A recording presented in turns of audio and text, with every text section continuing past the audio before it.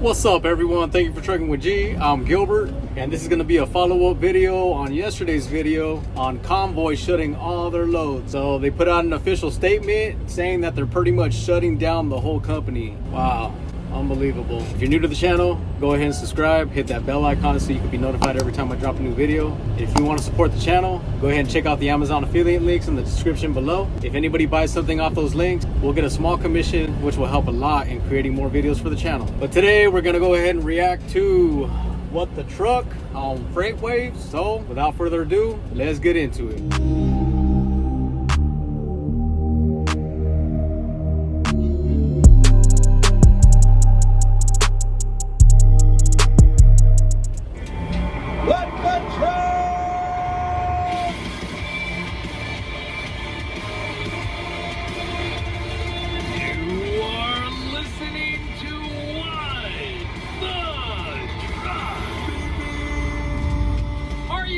Trucking is time for your Nooner with Dooner, Sean Paul Hampstead, and of course, the great Craig Fuller. And you know it's a big news week if we got a double dose of Fuller up here.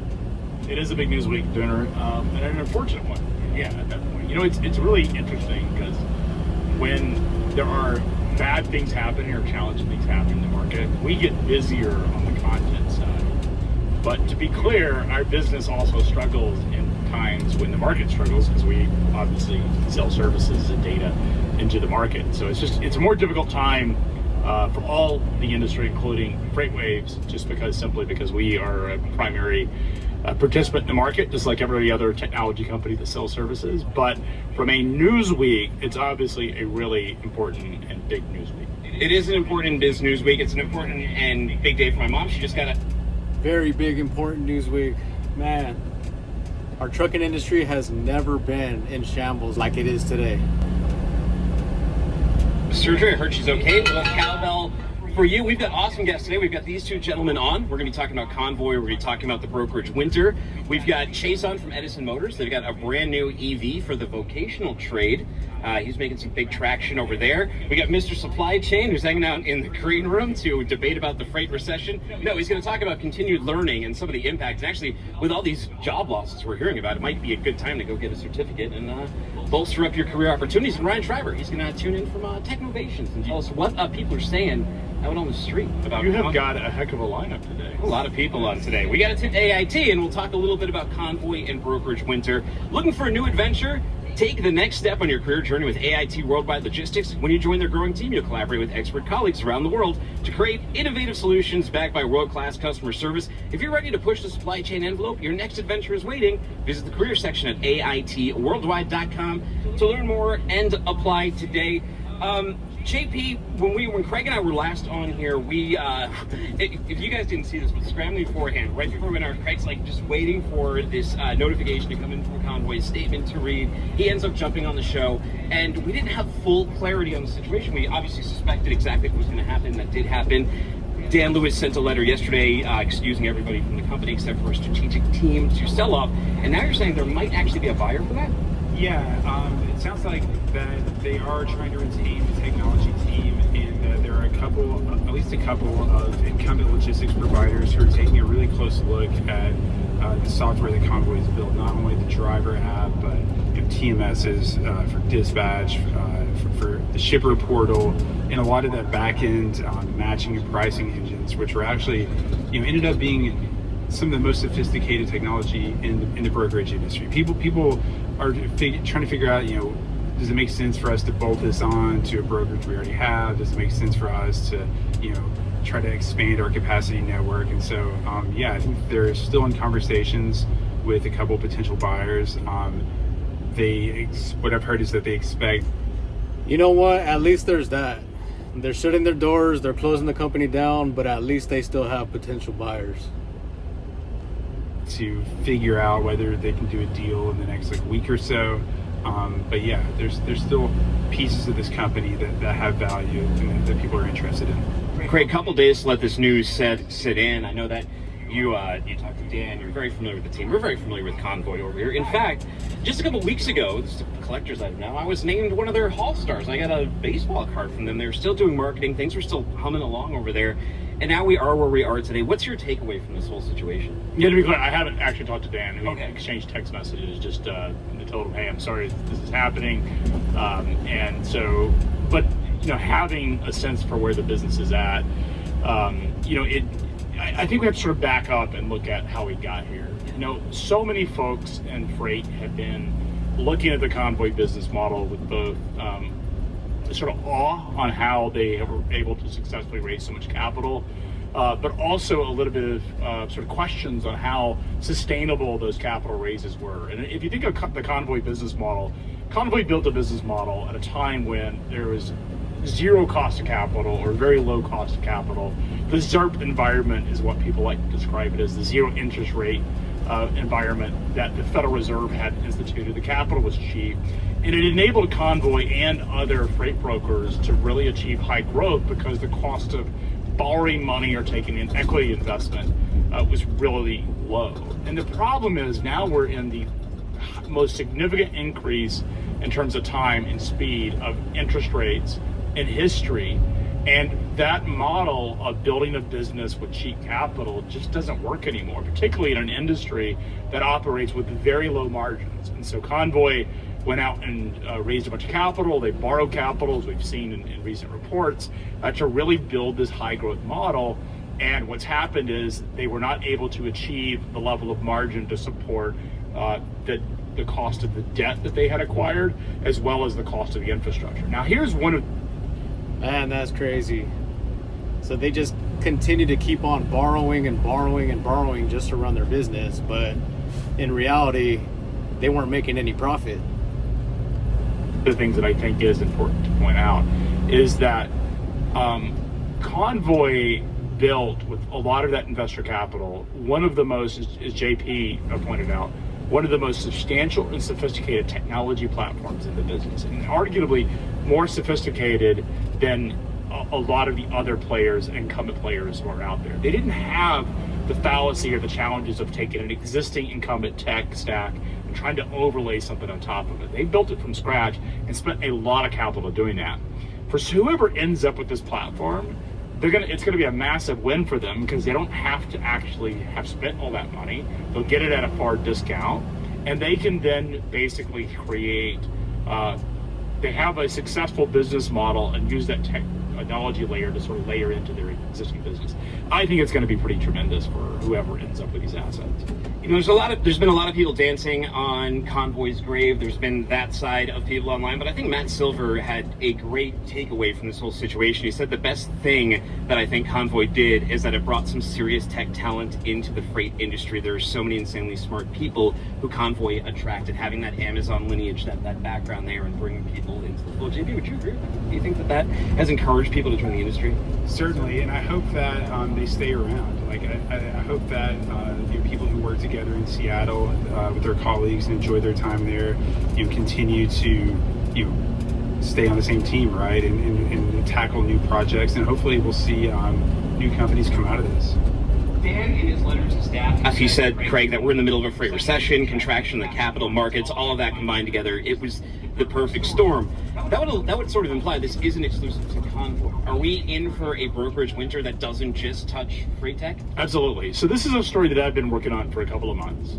Is this concept of what we call asset-based lines of credit, or using financing essentially to grow. So let's think about how the freight market, so brokerage is a really relatively young industry. A lot of people that are new to this industry don't realize, frankly, how young freight brokerage is. I mean, it was illegal to freight broker until 1980 because the market was not deregulated, and it really came on in force. First started as a cottage industry, and really after 2008, after the financial crisis, is when we saw really high growth in the freight brokerage industry.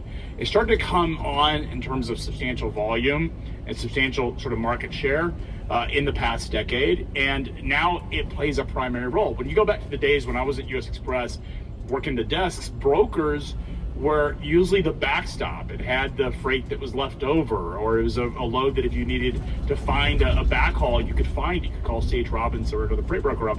What we have seen in the last 20 years is that freight brokers play a primary position in the routing guide, which means they're often beating out their asset-based competitors and winning primary positions. That has changed the nature of freight brokerage. And that's crazy to think that how he just said before, brokers used to be like getting the leftover freight that none of the direct carriers could haul. They didn't have enough capacity for. Then they would use the brokers to do like all the leftover freight that they couldn't get trucks for. And then nowadays it's like use brokers for everything. They're the primary source of getting your freight for either your trucking companies or your shippers. Wow. And if you think about it from a freight brokerage standpoint, it's a far easier to scale a freight broker than it is a trucking company, because your only resource that you have to contend with, other than computers and software, are humans. And what they were able to do, a lot of the freight brokers, because the cost of capital was so cheap, and we're talking about cost of capital, it's the cost to borrow money or the cost to sell equity. It was really, you could get high equity prices, and to borrow money, you could take out cheap loans at low interest rates. Because it was so easy and cheap to do, the math worked. They were borrowing money at a couple of percent.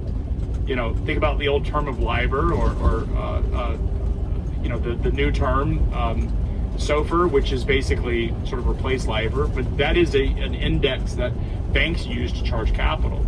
And effectively, when those rates went from, say, 4.5% to 8.5% to 9%, which is where we're at, maybe SOFR plus in some of these cases, even higher, the cost of capital became even higher than the cost of the benefit of the margin. So let's go back to Convoy specifically to put this in perspective. We've been told that Convoy was a $500 million revenue company run rate, generating 7% margins. So think about that standpoint. So on a $500 million, it's $35 million. But if the cost of capital for Convoy was 8, 9, 10, 12%, then they're paying that out. They're actually losing money as they finance those receivables, as payables. So as they're financing the receivables from the shippers, they're actually borrowing money that's higher than what their margin is. And because their model was built to grow and use capital to grow and borrow money to grow, it became a problem where the cost of capital is more expensive. They've added all these resources and infrastructure. That's also more expensive. Compounded with all of the other things that have changed the freight market, just meant that this model was unsustainable. That is interesting. Wow. How a company that big could be making a profit after all expenses, but in terms of paying back their loans for borrowing to have working capital, they ended up being negative because they can't afford to pretty much pay the payments on all their loans to be able to run the business. Sheesh. You know, when we talked a lot about the trucking bloodbath, and you can look at this authorities chart we had, and we talk about that big run up. But it's sort of interesting because the new sort of look that we're taking on this is that brokerage side. How much did this play into that? This is all messed up from like 2020. Right? Well, this is absolutely the case, and like Convoy is not the only company that did this. I've talked to a number of bankers that are in the space. I've talked to people that are familiar with the financial situations, and think about banks. We're not just talking about. When I talk about banks, it's not just the asset-based lenders, it's the investment bankers. They won't talk on record, frankly, because these are typically proprietary things, and they talk about conceptually what they've seen without specifically mentioning names. But what they're actually telling us is that this problem is much bigger than most people realize, and the biggest issues are in that $50 to $250 million brokerage. For the last decade, it has been incredibly easy, and I'm not saying this is easy in the sense it's not hard work, but easy because the math has worked so well, is if I can borrow money and I can hire humans to go out and build a freight broker, be successful brokering freight, then I can scale my business from 50 million or 10 million to 50 to 100 to 200 million, and I can continue to scale that up using money that I don't actually have to have on my balance sheet or generated from operations, I should say. And so what was essentially happening is they were borrowing this money, and it would have worked and would continue to work had interest rates stayed at low levels. It almost works indefinitely. The problem is there's not enough margin in these businesses to be able to offset the cost of capital.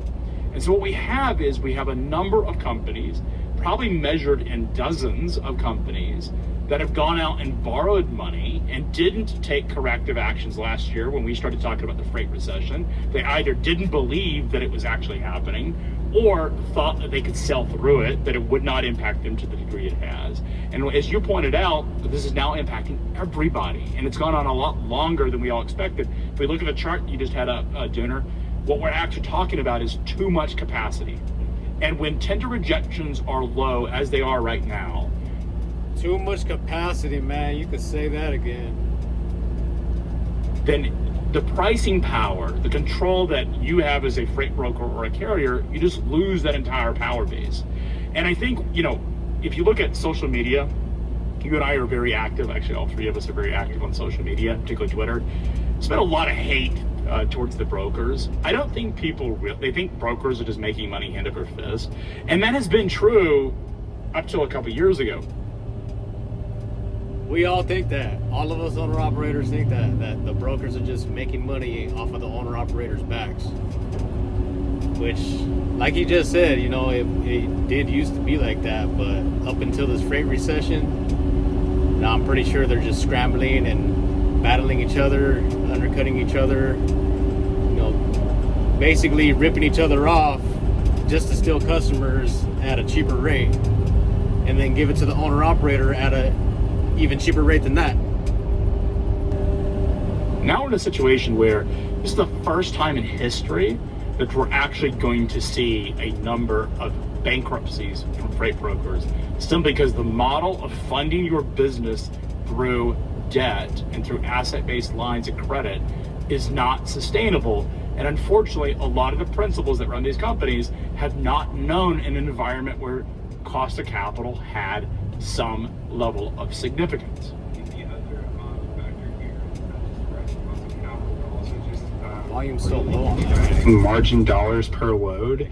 That band of mid-sized brokers that you were talking about, Craig, a lot of times, they're sort of caught in between running a super cheap, super lean operation with like no support, and then on the other end, the very large brokers achieving bigger efficiencies with scale. Those mid-sized brokers may have higher cost to cover a load than their margin dollars per load, and that's what I talked to a founder of a very important factoring company for the industry, and he said that, yeah, you're right, Greg. There's dozens of brokers out there that right now their margin dollars per load do not cover their cost to cover a load.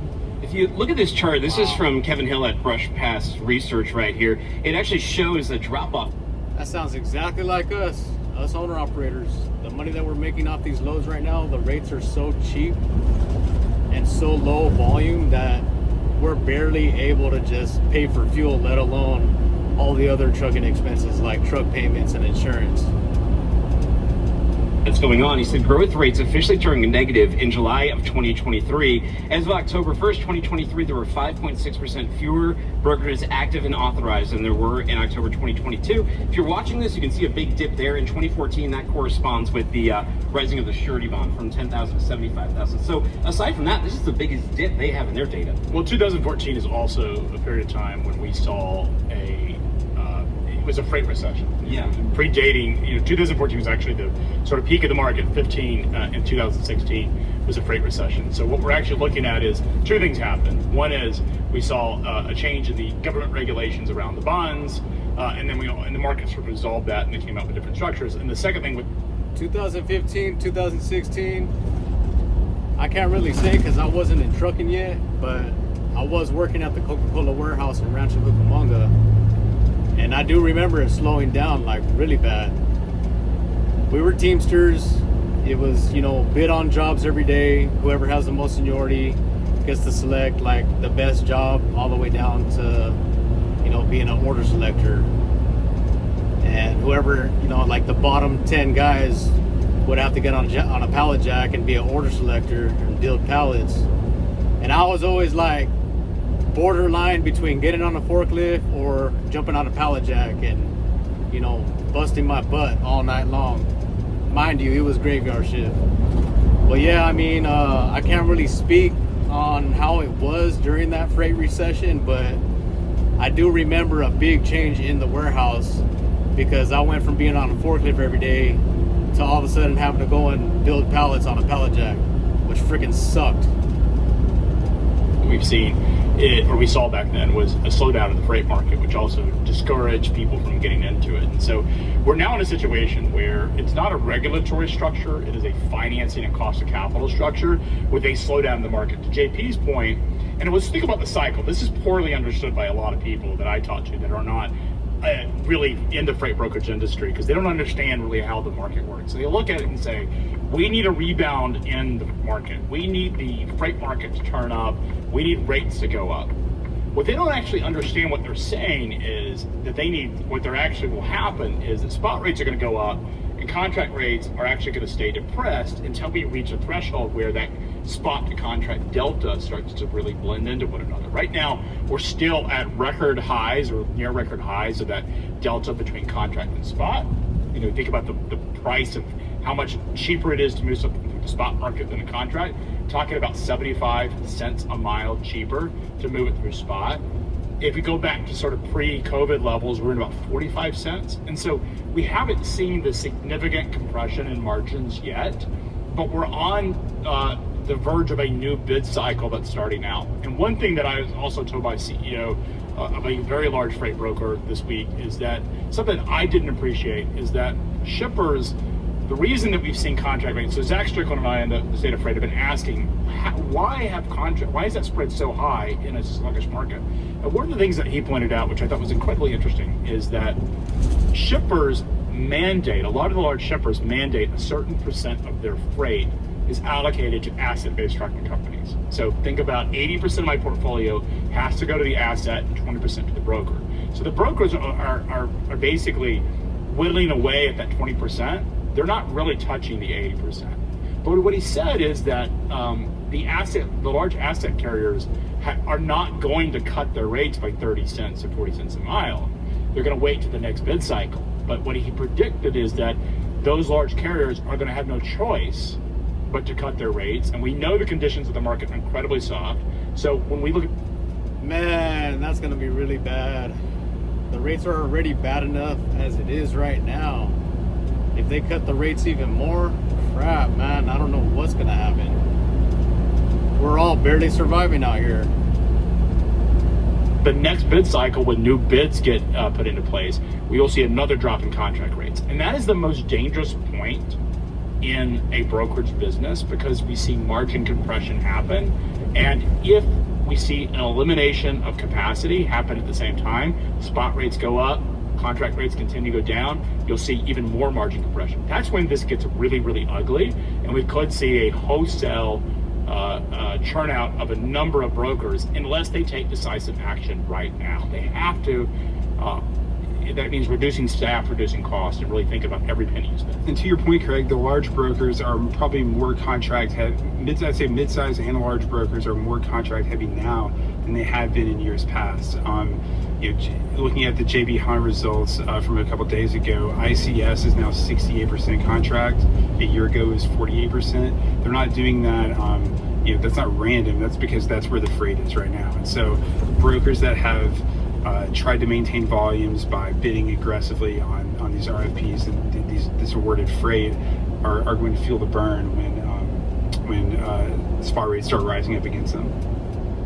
Craig, before I let you guys go, you put something out on Twitter that has everyone DMing me constantly, and it's that another venture-backed company might be in trouble. You don't have any more insight, do you? I do. Unfortunately, as an editorial business, I regret tweeting that, because as an editorial business, we actually have to go and have the smoking gun, if you will. We have to have something that says this. We have a lot of channel checks that have said this particular firm is distressed and has stopped paying carriers. I can't say it until we get the green light from on the editorial side to actually mention who it is. It is not a major player. It's not. In fact, most people are not even aware that this company is in freight brokerage, because they actually built a platform that doesn't do freight brokering. But they built freight brokerage as a way to sort of build up liquidity in their marketplace. And so I think a lot. All right, we'll end it right there. Man, crazy news, man. Crazy news. I know this affects a lot of people, especially a lot of owner operators that majority of their business, they depend on getting freight from Convoy. But on the other hand, this could potentially give them opportunity to possibly get a direct shipper contract, you know, with the customers that Convoy originally had. That pretty much Convoy, they're just letting go of. And I know two main customers come to mind when I think of Convoy: Unilever and Procter & Gamble. I believe Unilever's like they specialize in shipping products, and then Procter & Gamble is like diapers, wipes, shampoo, body wash, stuff like that. So they are major players in the logistics supply chain. So I don't know, let me know what you guys think. Could this be a good thing or a bad thing for the trucking industry? You think it's gonna help out owner operators, or is it gonna make it even worse for us? All right, well, I appreciate you watching. Please do me a favor and subscribe, hit that bell icon so you can be notified every time I drop a new video. And if you want to support the channel, check out the Amazon affiliate links in the description below. If anybody buys something, we'll get a small commission, which will help out a lot in creating more content for the channel. All right, y'all, well, stay safe, stay strong, and I'll see you on the next one.